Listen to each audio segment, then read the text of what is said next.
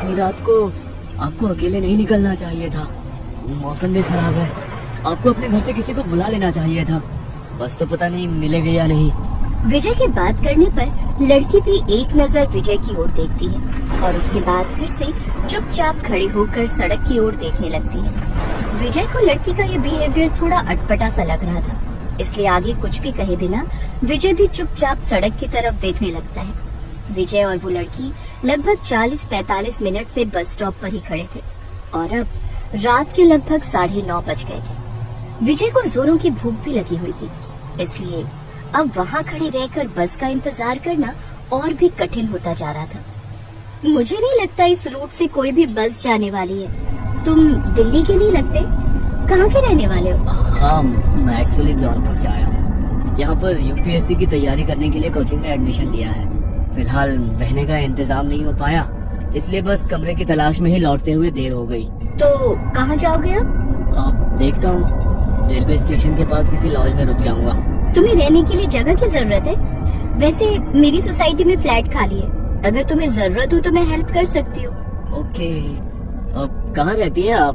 बस यहाँ से कुछ दूर पर मेरा फ्लैट है, मैं वहाँ रेंट पर रहती हूँ। आप चलिए, मैं आपको अपना फ्लैट दिखा देती हूँ। अब इतनी रात को चलना ठीक होगा क्या?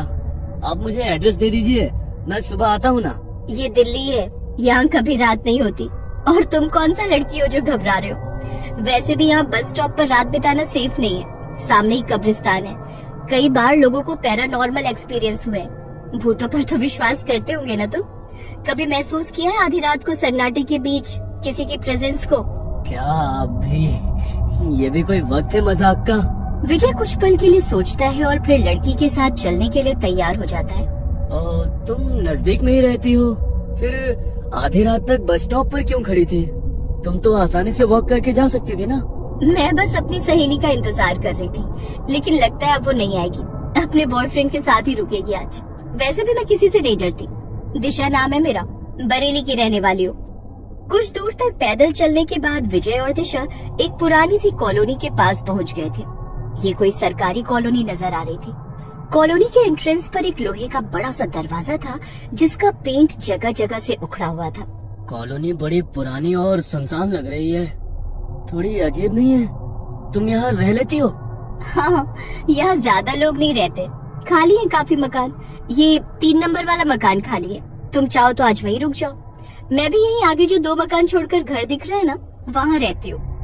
पूरी कॉलोनी अंधेरे में डूबी हुई थी, हर तरफ सन्नाटा था और झिंगुरों की तीखी सी आवाज के अलावा वहाँ कोई आवाज सुनाई नहीं पड़ रही थी। दिशा को हाथ से बाय करते हुए विजय 3 नंबर वाले मकान का दरवाजा खोलकर अंदर जाता है और जैसे ही लाइट्स ऑन करता है, उसे अपने सामने दिशा खड़ी हुई दिखाई देती है। दिशा, तुम तो चली गई थी ना, अंदर कैसे आई तुम? अरे, तुम्हारे साथ ही तो अंदर आई हूँ, अंधेरे में ध्यान नहीं दिया तुमने। अच्छा सुनो, यहाँ पर एक बेड भी है, 1 हफ्ते पहले ही खाली हुआ है। ये रूम अभी रहने लायक होगा। तुम्हारे पास रहने की जगह नहीं है, इसलिए आज रात तुम यहीं सो जाना, सुबह मिलते हैं। विजय कभी सोच भी नहीं सकता था कि दिल्ली जैसे अनजान शहर में पहले ही दिन कोई खूबसूरत लड़की उसे मिल जाएगी और उसकी इतनी मदद भी करेगी। रात बिताने के लिए विजय अंदर जाकर बेड पर लेट जाता है। अगले दिन सुबह उसके सोकर उठने के कुछ देर बाद ही दिशा उसे नजर आती है। तुम अपनी कोचिंग हो, अब इस घर से कोई तुम्हें निकाल नहीं पाएगा। तुम निश्चिंत होकर यहाँ रह सकते हो। लेकिन किराया? फ्लैट मेरे जानने वाले का ही है, तुम चाहो तो मुझे ही किराया दे देना, मैं दे दिया करूंगी। विजय को एक खूबसूरत लड़की का अपने लिए कंसर्न बहुत अच्छा लग रहा था। मैं बैंक की कोचिंग करती हूँ, दोपहर में 2 घंटे के लिए जाती हूँ, उसके बाद जब चाहे मुझसे मिलने आ सकते हो। मेरा फ्लैट नंबर 6 है। एक बात का ख्याल रखना, यहाँ पर आउटसाइडर्स अलाउड नहीं है। किसी बाहर वाले को इस कॉलोनी में लेकर कभी मत आना। और हाँ, कॉलोनी के लोगों को भी डिस्टरबेंस बिल्कुल पसंद नहीं है, इसलिए कभी भी किसी का दरवाजा मत खटखटाना। ओके।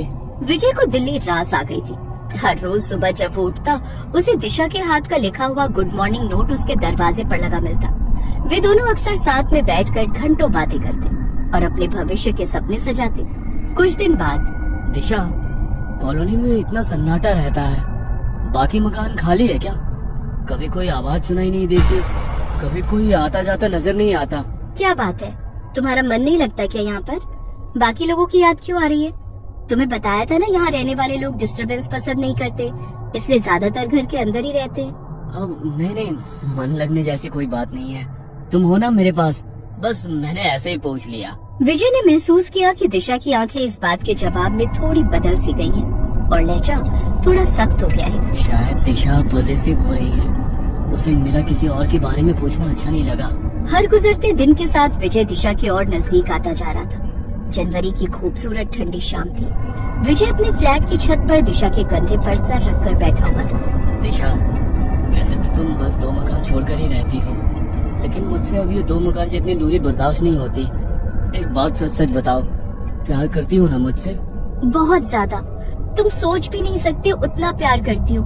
तुम्हें पाने के लिए किसी भी हद तक जाने को तैयार हूँ मैं। सोच लो, प्यार करोगे तो हदों को पार करके निभाना पड़ेगा, वरना हम दोस्त ही ठीक है। अब बस तो हो गया फैसला।